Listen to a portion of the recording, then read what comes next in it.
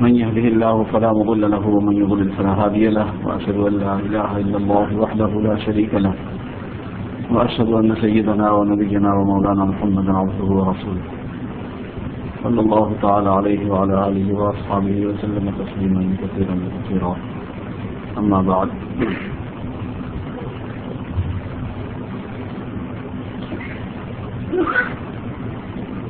قال رسول الله صلى الله عليه وسلم: أنتم على بينة من ربكم ما لم تظهر فيكم سكرتان، سكرة الجهل وسكرة حب الدنيا.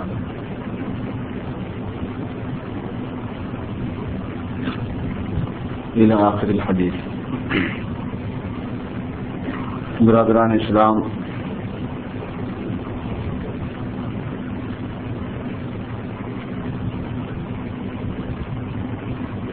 اگلے ہفتے اس مسجد میں تبلیغ کا اجتماع ہے. تبلیغ کے کام کو جو جماعت انجام دے رہی ہے اس نے پورے امریکہ میں اس کو 51 حلقوں میں بانٹا ہے. اس کے 51 حلقے ہیں. تو یہ ادھر شکاگو کا جو حلقہ ہے اس حلقے کی نوعیت سے یہ اجتماع ہونے والا ہے. میرے ذہن میں یہ ہے کہ آج اسی موضوع پر تھوڑی بات آپ کے سامنے رکھوں.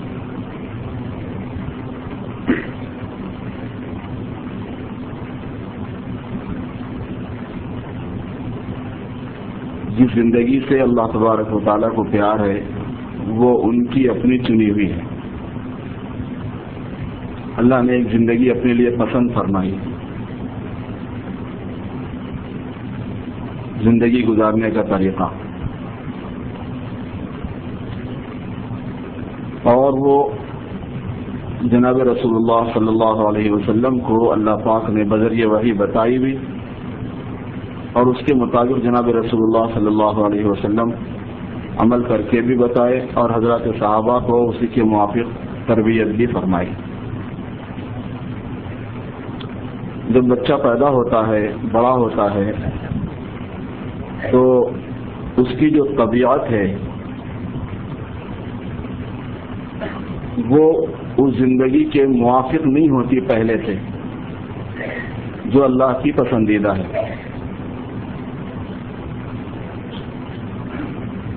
جس کو ہم شریعت کہتے ہیں، اسلام کہتے ہیں، دین کہتے ہیں، حضور پاک صلی اللہ علیہ وسلم کی سیرت کہتے ہیں، وہ زندگی الگ ہے. اور خود انسان کی جو طبیعت کا ابھار ہے وہ الگ ہوتا ہے. انسان کی فطرت میں اللہ پاک نے وہ استعداد رکھی ہے جو اس زندگی کو پوری طرح قبول کرے، جو اللہ کی پسندیدہ ہے. اور یہی مطلب ہے کہ الولد یولد علی الفطرہ، بچہ تو فطرت پر پیدا ہوتا ہے. لیکن جو ہماری حقیقت ہے وہ ہے ہماری حقیقت میں نفس امارہ شامل ہے. حضرت مجدد الفسانی رحمۃ اللہ علیہ نے فرمایا ہے کہ جو ہماری ذوات ہیں، ہماری جو ذاتیں ہیں اپنی حقیقت کے اعتبار سے وہ عدم ہیں، اور عدم کے اندر شر ہے. اللہ پاک میں وجود ہے، ان میں خیر ہے. اس لیے جو ہماری حقیقت ہے وہ شر کے ساتھ میں ہے جڑی ہوئی.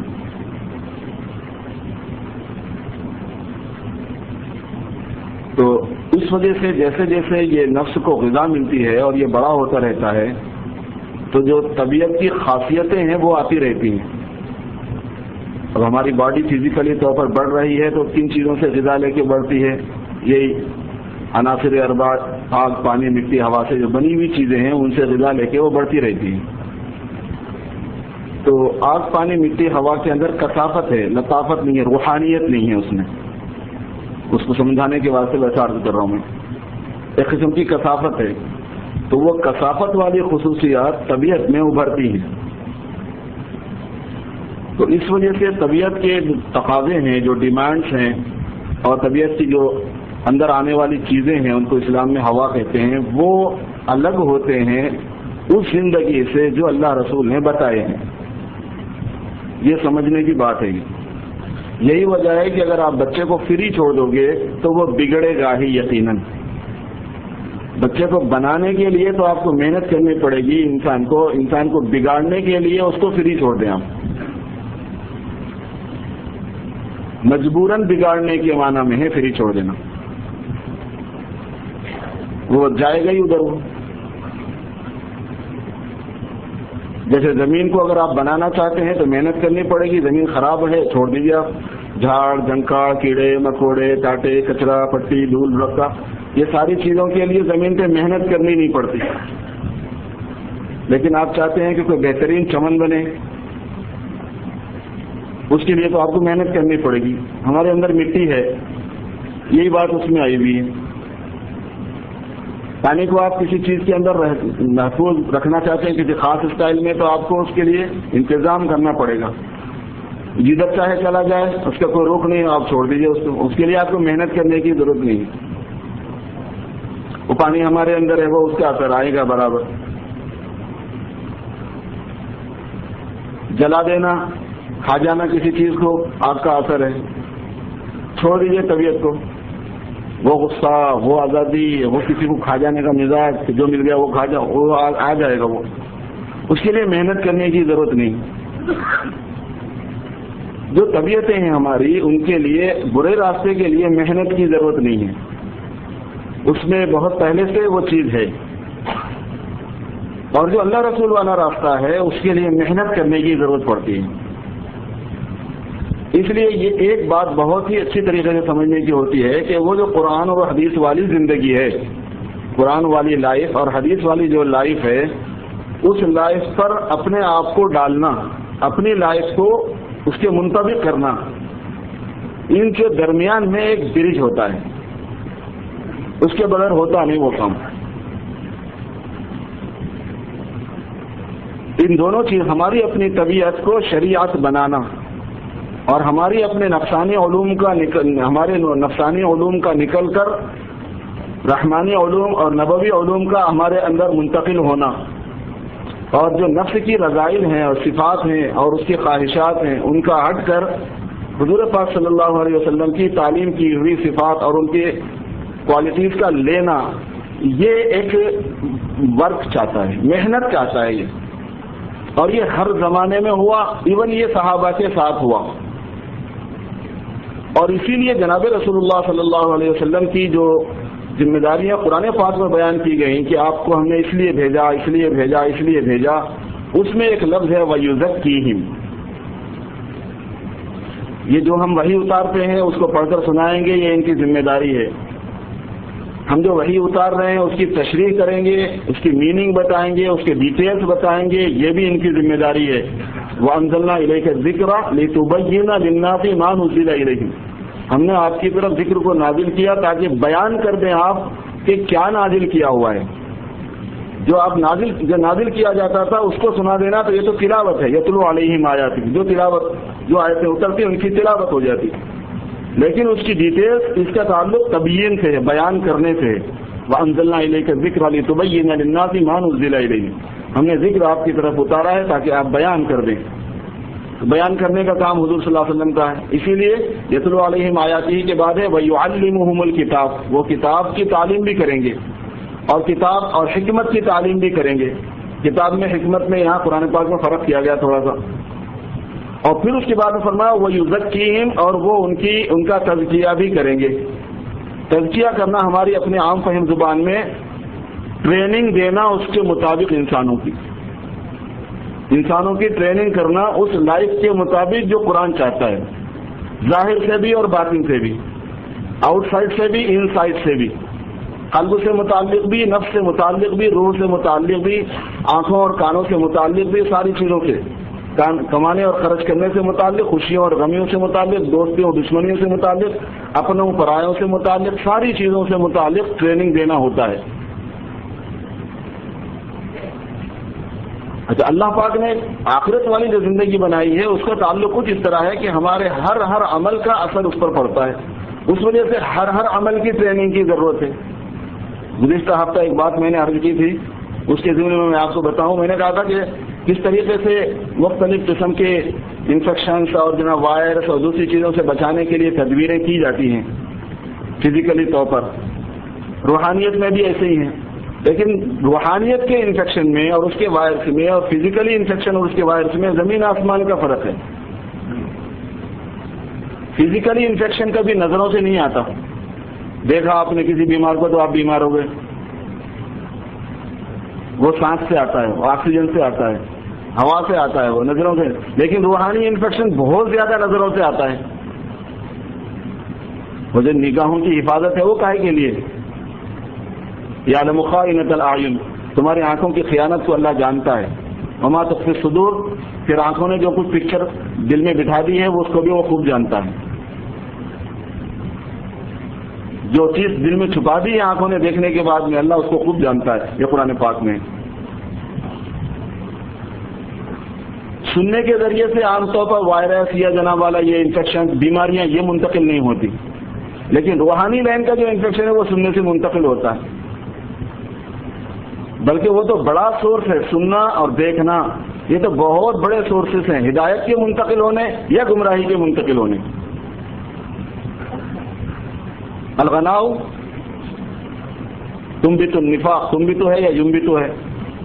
تنبت النفاق کما ينبت النفاق کما ينبت الماء الزرع. گانا منافقت ایسا پیدا کر دیتا ہے، منافقت ہپوکریٹ بنا دیتا ہے آدمی کو. گانا منافقت ایسا پیدا کر دیتا ہے دل کے اندر جیسے کہ پانی گھاس کو پیدا کر دیتی. حدیث شریف جو کہ میوزک میں کیا رکھا ہوا ہے، گانوں میں رکھ کر کیا رکھا ہوا ہے، ہمیں کیا پتا کیا رکھا ہوا ہے. ہم اس لائن کے ماہر تھوڑی، اس کا ریسرچ تھوڑی ہے ہمارے پاس، وہ تو پیغمبر کے پاس ہے اس لائن کی ریسرچ. الغناء ينبت النفاق كما ينبت الماء الزرع، یہ آدمی میں نفاق پیدا کر دیتا ہے جیسا کہ پانی کھیتی کو پیدا کرتا ہے. تو سننے کے ذریعے سے انفیکشن آتے ہیں، دیکھنے کے ذریعے سے آتے ہیں، چکھنے کے ذریعے سے آتے ہیں، محسوس کرنے کے ذریعے سے آتے ہیں، سونگھنے کے ذریعے سے آتے ہیں. جو ایکٹیویٹیز ہوتی ہیں، ہاتھوں کی حرکت ہے، جو ایکشن ہے، ان سے آتے ہیں. ہاتھ چل کر جاتے ہیں برائی کی طرف، ہاتھ پکڑتے ہیں برائی کی چیزوں کو، پیر چل کر جاتے ہیں برائی کی طرف. حدیث شریف میں ہے نا، جب آدمی وضو کرتا ہے تو اس کے ہاتھ کے گناہ جھڑ جاتے ہیں، جب آدمی وضو کرتا ہے تو اس کے پیر جو گناہوں کی طرف چل کر گئے وہ جھڑ جاتے ہیں. وضو کی جو فضائل بیان کیے گئے ہیں وہ اسی لیے ہیں. تو ہوتا یہ ہے کہ جو ہماری طبیعت ہے اس کے اندر ایک شرارت ہے اور مخالفت ہے الہی، اللہ پاک کی مخالفت ہے اس میں، یعنی دین کی مخالفت کا مزاج ہے وہ. تو انسانوں پر اس کی حقیقت کو، ان کی حقیقت کھول دینا کہ تمہاری حقیقت کیا ہے، اور انسانوں کو یہ بتانا کہ جو کچھ تمہارے پاس ہے یہ اللہ کی امانت ہے ہر چیز سمیت. کیونکہ تم تو آدم ہیں، تم نہیں ہیں. آدم کے معنی نہ ہونے کے ہیں، تم تو آدم ہیں، تم آدم تھے بھی. اب جو چیز تمہارے پاس ہے وہ کسی اور کی ہے، اور نفس جو کرتا ہے وہ اپنی طرف منسوب کرتا ہے، اور اپنی طرف منسوب کر کے اس میں اپنی مرضی سے تصرف کرتا ہے. اور اللہ نے امتحان کے لیے اس کو مرضی بھی دی ہوئی ہے. تو میرا ہاتھ ہے، میں جو چیز چاہتا ہوں، میری آنکھیں ہیں، میں جو چاہے دیکھوں، میرے کان ہیں، میں جو چاہے سنوں، میری مرضی میں جو چاہے کروں، میرا پیسہ ہے میں جو چاہے خریدوں، میری گاڑی ہے میں جدھر چاہے جاؤں، میرا گھر ہے میں جو چاہے کروں. یہ میں جو چاہے کروں جو ہے یہ نفس کی شرارت ہے. یہ ہے نہیں اس کی کوئی چیز، تیری تو کچھ بھی نہیں ہے. بتا تیری کیا ہے؟ وجود تیرا اپنا نہیں ہے، صفات تیری اپنی نہیں ہے. تیرا اپنا ہے کیا؟ بتا تو صحیح. کچھ بھی نہیں ہے.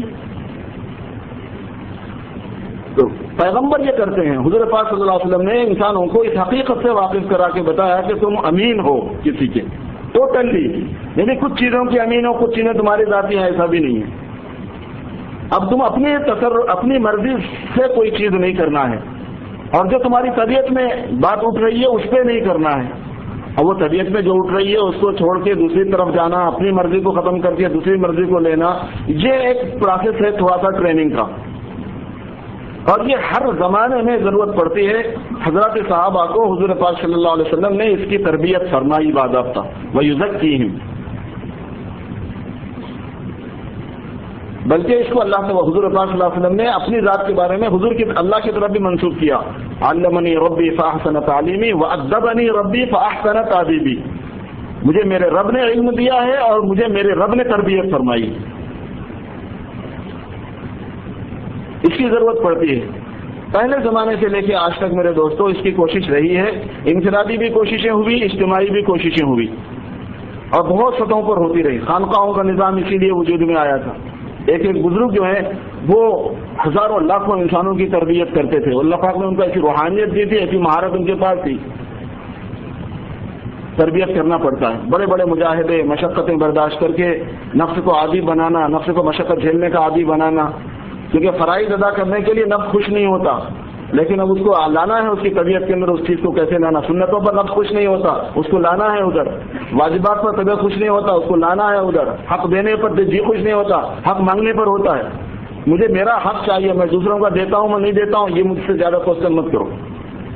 مجھے چاہیے میرا, یہ میرے رائٹس ہیں. اس کو بڑا خوش ہوتا ہے نفس. تو اس کی ایک مشق ہوتی ہے. ہر زمانے میں اس کی ضرورت پڑتی ہے. مجھے بھی ضرورت ہے, آپ کو بھی ضرورت ہے, سب کو ضرورت ہے.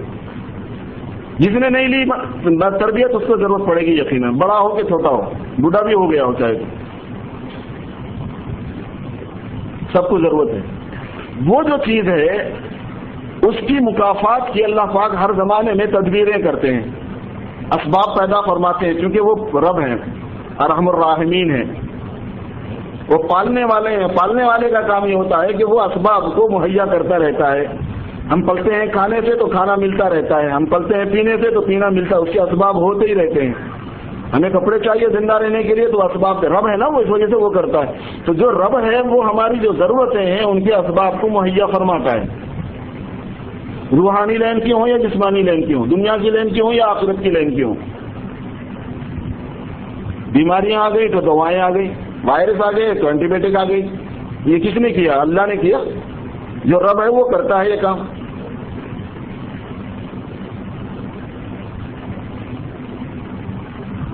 تو اللہ پاک کی طرف سے یہ انتظام ہے کہ ایسے اسباب مہیا ہوتے ہیں کہ لوگ اپنی تربیت کر سکیں. اس کے مختلف اللہ تبارک و تعالیٰ نے ذریعے بنائے ہیں. اس زمانے میں تبلیغ کا کام جس کو ہم کہتے ہیں وہ بھی اس کا ایک اہم ترین ذریعہ ہے. اہم ترین ذریعہ ہے وہ عام آدمیوں کے لیے بالخصوص, کہ آدمی جماعت میں وقت لگائے, ان کے سرکل میں رہے, ماحول میں رہے. اس کا ایک سلیبس بنا ہوا ہے, اس کا ایک پروگرام ترتیب دیا ہوا ہے. آدمی کو بالکل مشغول رکھا جاتا ہے جو اس کی تربیت سے متعلق ہے, جو حضرات صحابہ میں پائی جاتی تھی چیزیں. صحابہ یا لوگوں کو دین سکھانے میں ہوتے تھے, یا سیکھنے میں ہوتے تھے, یا عبادت میں ہوتے تھے, یا خدمت میں ہوتے تھے, یا دعوت میں ہوتے تھے. لوگوں کو اللہ کی طرف بلانے میں ایک انوائرمنٹ پورا, اور ایسا اسکیڈول اس کا کہ آدمی کو فرصت نہیں رہنا اس بات سے, اور کنٹینیو کرنا, اور پاکیزہ ماحول, صاف ستھرے ماحول میں رہنا, اور اچھے لوگوں کی اچھے لوگوں کے ساتھ رہنا, اور اچھی نیت والوں کے ساتھ. اگر اچھے میسر نہیں ہے تو سب اچھی نیت سے اچھے اعمال میں لگے ہوئے ہوں, کم از کم اس کے ساتھ میں رہنا. اور جو چیز کی کمی انسان میں ہے, اصل جہاں سے کمی اسٹارٹ ہوئی ہے اس کی تلافی کی کوشش کرنا, اس پر محنت کرنا. کہ جو بیسس ہیں, بنیادیں ہیں, وہ کمزور ہیں, جس کی وجہ سے یہ آدمی نہیں چل پائے گا. اگر آپ کہیں گے بھی بھائی تو دین پر چل, تو یہ چلے گا نہیں. کیوں نہیں چلے گا؟ گاڑی میں پیٹرول ہی نہیں ہے, گیس ہی نہیں ہے اس میں, کہاں تک ڈھکلو گے آپ اس کو؟ تو وہ چیز اندر کی جو اسپرٹ ہے اور اندر کی جو قوت ہے وہ ڈیولپ کرنا, وہ بلڈ کرنا, کہ اس کی وجہ سے پھر آدمی لے کے اس انرجی کے ذریعے سے چل سکے. اور تو اس وجہ سے وہ جو محنت ہے اس میں وقت لگانے میں, وہ ان چیزوں میں لگانا جس کو عام طور پر جماعت والے 6 نمبروں کے نام سے یاد کرتے ہیں. 6 صفات ہیں بنیادی, جو ہر مسلمان میں اگر پیدا ہو جائیں تو پھر بہت آسانی سے وہ دین پر چلے گا. تو یہ اگلے چونکہ ہفتے میں یہ اجتماع ہمارے پاس آ رہا ہے, تو اس وجہ سے میں اس ٹاپک کو چھیڑا. یہ عرض کرنا چاہتا ہوں میرے دوستوں کہ اس کی بڑی ضرورت ہے, مردوں میں, عورتوں میں, نوجوانوں میں, بوڑھوں میں. ہمارے ینگسٹر جتنے بھی ہیں, نوجوان یوتھ طبقہ جتنا بھی ہے, اس برے ماحول سے بچنے کے واسطے اس سے بہتر تدبیر نہیں ہے اس زمانے میں. کیسے کیسے حالات آتے ہیں, کیسے کیسی شکایتیں آتی ہیں روزانہ. SSBA کے اندر جو سوالات کا جمگٹا ہمارے پاس ہوتا ہے, یا میاں بیوی کے جھگڑوں کا ہوتا ہے, یا اولاد کی نافرمانی کا, اور بچوں کے ساتھ پھرنے گھومنے کا, یہ رہتا ہے زیادہ. بڑی تدبیریں کی, دعائیں سکھائیں, یہ سکھائیں, ایک بچی سے چھوڑا اسے دوسری کو پکڑ لیا, اور دوسری کو چھوڑایا وہ کرے، وہ تیسری کو اس نے پکڑ لیا، اس کے ساتھ پھر رہا، کیا کریں؟ میں نے کہا اب یہ تعویذیں کرتی رہیں گی کام یہ. مگر میرے دوستوں سوچنے کی بات یہ ہے کہ یہ ہو کیوں رہا ہے. ان کو ماحول نہیں دیا جاتا، ان کا مائنڈ نہیں بنایا جاتا، ان کا مزاج اندر سے نہیں تیار ہوتا. اور اگر تھوڑا بہت کبھی دین و نصیحت کی بات آ گئی تو اس کی حفاظت کرنے والی کوئی چیز نہیں ہے وہاں پر. تو اگر آپ مستقل کنٹینیو ایک چیز میں ہوں گے تو حفاظت ہوگی. آپ بہت نیک ہوں گے، آپ نے بہت سمجھایا ہوگا، مگر اس کے پاس بچنے کے واسطے ہے ہی نہیں کوئی. جیب تو آپ نے اس کا بھر دیا لیکن سوراخ کر دیا نیچے سے، تو سارا تو گر جائے گا نیچے سے. وہ صورتحال ہے آج ہماری. ماں باپ بڑے اچھے ہیں، نیتیں بھی اچھی ہیں، چاہتے نہیں ہیں اولاد کا برا ہونا، لیکن یہ ہے کہ اولاد کے برا نہ ہونے کے واسطے جو اسباب ہیں وہ مہیا نہیں کرتے ہیں، کیونکہ وہ کم ہیں ہمارے پاس، اور جو ہے وہ اٹریکٹیو نہیں ہے. ہم یہ چاہتے ہیں کہ ایسا ہونا کہ بچہ خود ہی بھاگ کے اس میں جانا. بھائی کیوں جائے گا وہ؟ یہ کوئی کھیل تماشا ہوگا تو جائے گا. یہ تو مجاہدے کی چیز ہے، مشقت کی چیز ہے، اس میں تھوڑی جائے گا، محنت کرنا پڑے گا. تو اس لیے میرے دوستوں اپنے نوجوانوں کو اس میں لگاؤ، بچوں کو اس میں لگاؤ، اور خود بھی اس میں لگنا ہے. اس سے بڑا فائدہ آپ کو ہوگا اور سب کو ہوگا، پوری امت مسلمہ کو ہوگا. اب بعض لوگ اس میں عجیب عجیب قسم کی الجھنوں میں ہوتے ہیں، کیونکہ اجتماعی طور پر کام ہو رہا، جماعت مسلمانوں میں بہت ہیں، تو کوئی کسی طرف ہر ایک مائنڈ اپنا اپنا ہوتا ہے، اوپینین ہوتی ہے. کوئی منفی ذہن رکھتا ہے، کوئی مثبت رکھتا ہے، کوئی نیگیٹو، کوئی پازیٹو، یہ سلسلہ چلتا رہتا ہے. کچھ لوگ جو ہے نا اپنی سستی کی وجہ سے نہیں کر پاتے، کچھ لوگ اپنی فرصت نہیں ہونے کی وجہ سے نہیں کر پاتے، کچھ لوگ کنفیوز ہیں اس لیے نہیں کر پاتے، کچھ لوگ غلط سمجھتے ہیں اس لیے نہیں کر پاتے. کل ہی ہمارے پاس ایک سوال آیا تھا کہ صاحب عبداللہ بن باز نے تبلیغی جماعت والوں کو غلط کہا ہے، آپ کیا فرماتے ہیں اس بارے میں؟ مفتی عبداللہ بن باز جو تھے سعودیہ کے انتقال کر گئے. تو میں نے کہا میں نے ان کا خود فتویٰ دیکھا ہے کہ صحیح کہا ہے. اصل میں یہ ہے کہ ان کے 4 فتوے ہیں، اس میں 2 مرتبہ انہوں نے اپنی رائے بدلی نفی میں، اور 2 مرتبہ انہوں نے پازیٹیو میں اس بات میں کہا کہ بہت اچھا ہے. نابینا آدمی تھے، جو جیسا بولتا تھا ویسا فتویٰ دے دیتے تھے. پوچھنے والے پہ ڈیپینڈ کرتی ہے نا یہ بات، یہ کوئی بات نہیں. اس میں علمی کام ہو چکا ہے. علمی لائن سے جو ہوتے ہیں نا شوشے، اب ایک طبقہ ہے جو سمجھتا ہے کہ یہ لوگ بزرگوں کو نہیں مانتے، یہ بزرگوں کی لائن کے لوگ نہیں ہیں. میرے لوگ بزرگوں، یہ بزرگوں کی لائن کے لوگ ہیں، کیونکہ اس کے سرپرست بزرگ ہی ہیں اور بزرگوں کے مرید اور خلیفہ ہی ہیں. بھائی کسی کے بزرگ ہونے کا ہمارے پاس کیا معیار ہے؟ ظاہر شریعت کا پابند ہو، کسی بزرگ کا خلیفہ ہو، اور سنت کا متبع ہو، دین اس کے پاس میں محفوظ ہو، تقویٰ اس کے پاس ہو. تو ساری چیزیں تھی. حضرت الیاس صاحب کے پاس یا یوسف صاحب کے پاس یا انعام صاحب کے پاس وغیرہ وغیرہ بزرگوں کی لائن ہے. اصل قصہ یہ ہو گیا ہے کہ بزرگوں کے نام سے یا بزرگوں سے محبت رکھنے والا طبقہ جن کاموں میں لگا ہوا ہے یہ لوگ اس میں نہیں لگتے. بھائی جو بزرگ جس میں لگتے تھے اس میں لگتے ہیں یہ لوگ. ہمیں بھی بزرگ جن کاموں میں لگتے تھے ان میں لگنا ہے. اب خواجہ معین الدین چشتی انڈیا کے تو نہیں تھے نا، شاہ کمال اللہ بخاری انڈیا حیدرآباد کے دکن کے تو نہیں تھے نا، خواجہ نظام الدین بلخ کے تھے. بزرگان دین نے رخ کیا باضابطہ دعوت کی محنت سے اور علاقوں کو اپنا مستقر بنا لیا، وہاں اپنی زندگیاں لگا دی انہوں نے. بعض لوگ اس لائن سے ہوتا ہے وہ بھی غلط فہمی ہے. بعض لوگ کہتے ہیں اس میں ضعیف حدیث ہیں، ان کے پاس قرآن پاک کی اہمیت نہیں ہوتی، وہ ایک دوسری لائن ہے جو ان کی مخالفت کی ہوتی ہے. یہ سب چیزیں جو ہیں ان کی کوئی بیس نہیں ہے. علمی کام اس پہ بہت ہو چکا ہے، کتابیں لکھی جا چکی ہیں. علمی اعتبار سے ایک مستند اور اتھینٹک چیز ہے یہ کہ آدمی دعوت کے کام میں لگے. بقیہ سستی اور غفلت کا تھوڑا بہت علاج آدمی کو کرنا ہوتا ہے. انشاءاللہ پھر اس موضوع پر کچھ باتیں بعد میں ذکر کی جائیں گی. دعاؤں کے لیے اعلان سن لیجیے، پھر بعد میں سنتیں پڑھ لیجیے.